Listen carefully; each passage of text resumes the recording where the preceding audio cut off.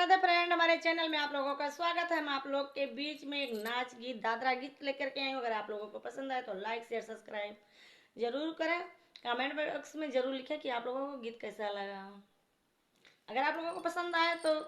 अपना प्यार दुलार हमें भरपूर दें।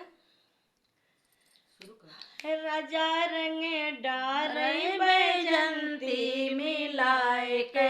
सैया रंग डारे बैजंती मिलाई के सैया रंग डारे बैजंती मिलाए के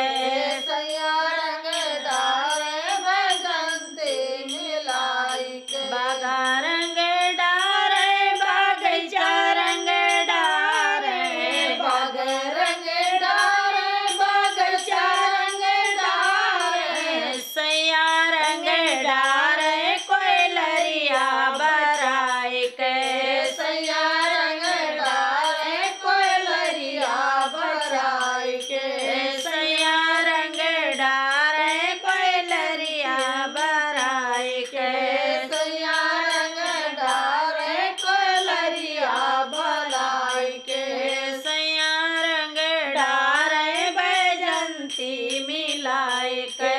सैया रंग डारे बजंती मिलाई के कोना रंग डारे जगतिया रंग डारे कोन रंग डारे जगतिया रंग डारे कोना रंग डारे जगतिया रंग डारे कोन रंग डारे जगतिया रंग डारे सैया रंग डारे मारिनिया बराई के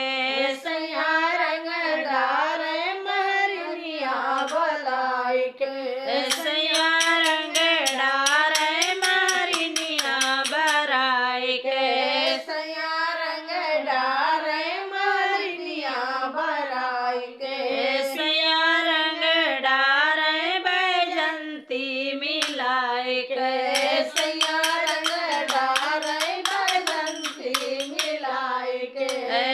से जा रंग डारे सफेद रंग डारे सजा रंग डारे सफेद रंग डारे से जा रंग डारे सफेद रंग डारे सजा रंग डारे सफेद रंग डारे सैया रंग डारे सवतिया बराई के सैया रंग डारे सवतिया बराई के